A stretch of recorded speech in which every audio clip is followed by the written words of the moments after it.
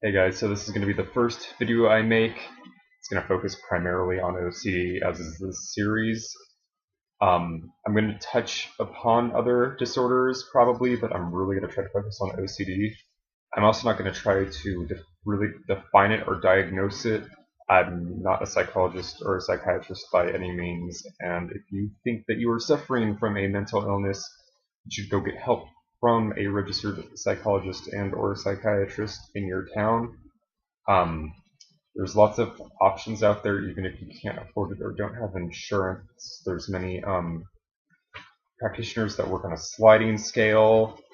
Uh, sometimes there's free services throughout the community. There's psychiatrists and psychologists that kind of do work as needed for lower income impoverished individuals. So yeah. So anyway, my OCD is more of the pure O form of OCD, which I kind of don't like to describe it as such because I mean it's all OCD. It's all really the same thing. You just can't see my compulsions because they're more in the back of my head than tangible, like physical things I need to do. There are some, but not all of them. Um, So a lot of my intrusive thoughts focus on my health and well-being. Health is a big one. I've always been a hypochondriac. People would tell me, "Oh, you're just worrying too much. Your worrying is excessive. You just need to calm down." But your brain can play tricks on you, and it's terrifying and kind of funny at the same time about what it can do to convince you that there's something wrong with you. I have a lot of psychosomatic responses, and for those of you that don't know what that means, I'll like get anxious about something and then like actually feel something. For instance, like this last week, my legs hurt really bad, and that was making other parts of my body hurt as well because I was trying to well, I wasn't trying. I kind of convinced myself that I had like some weird genetic disorder or maybe polio or just a multitude of other things.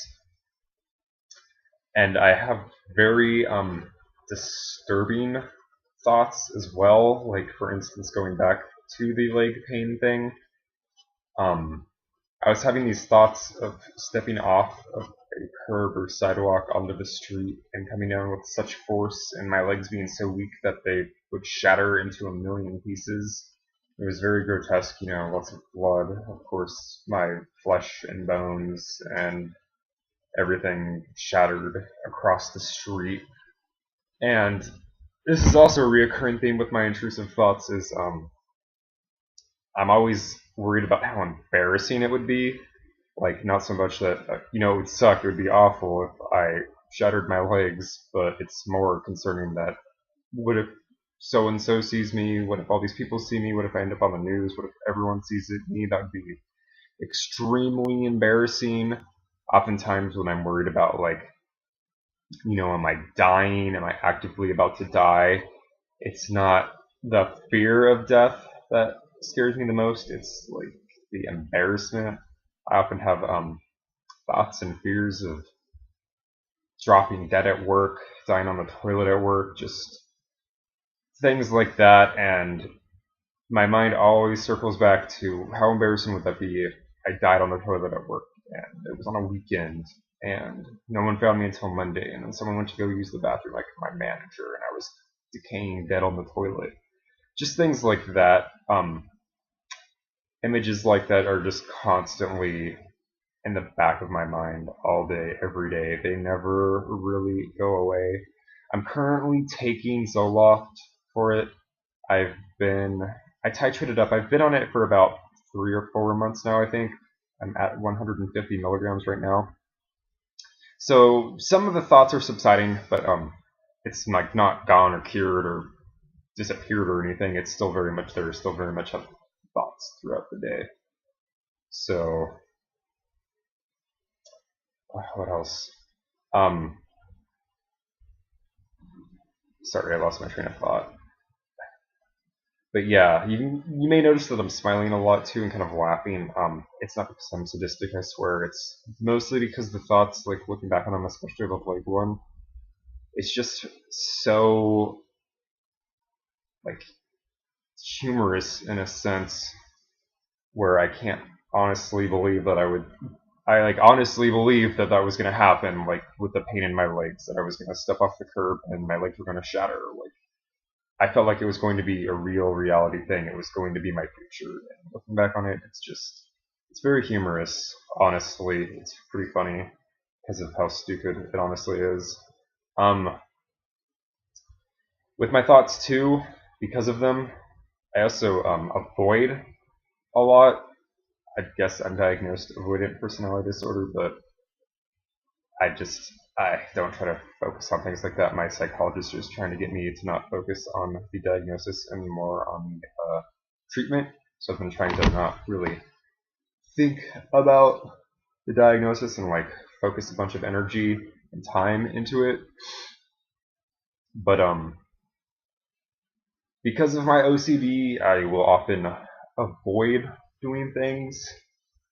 There's many times where, I'll have an intrusive thought about my health, like I'm having just a heart failure, I'm about to have a heart attack, my insides are melting, things like that.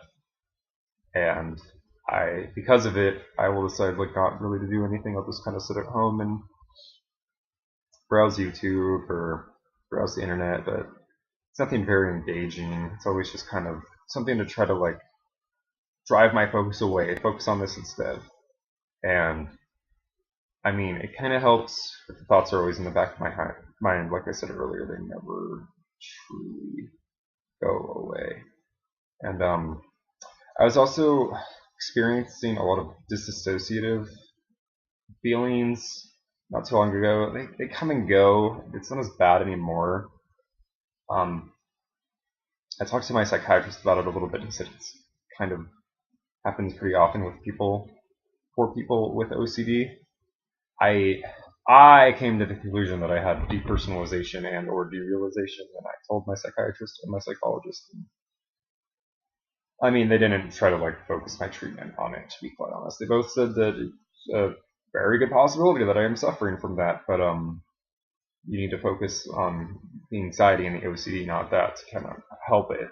And it has helped, but it's a very scary feeling to feel like you're not in touch with yourself or your surroundings or reality even. There had a period of super high stress about a year ago. My job was just very stressful. I had just moved out and was living on my own, so I was responsible for myself.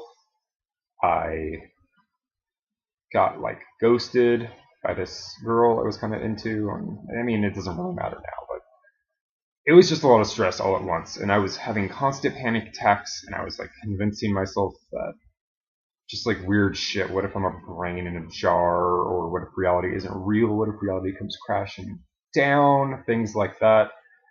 I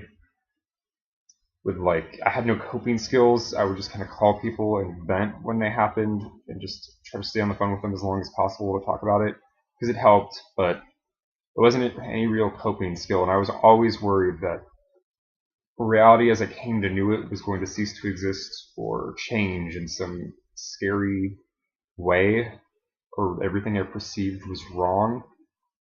But like I said, those have really subsided. That was definitely when it was at its worst.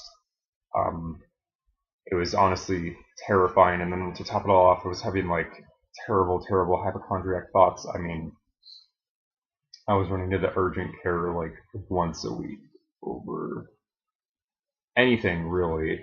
My stomach was hurting all the time.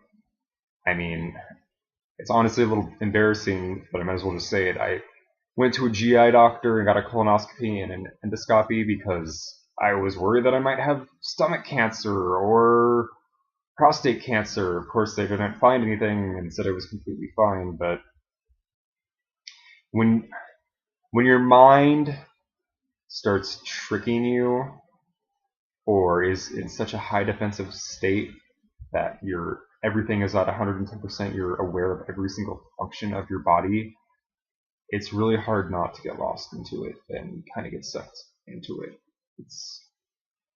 There's no other way to describe it other than, it becomes your reality. Like, you just become so fixated on what could possibly be wrong with you, what the cure might be. Are you going to die? Or are you going to become crippled? Are you going to become paralyzed? Are you going to become a gimp? Or just terrible, terrible thoughts like that.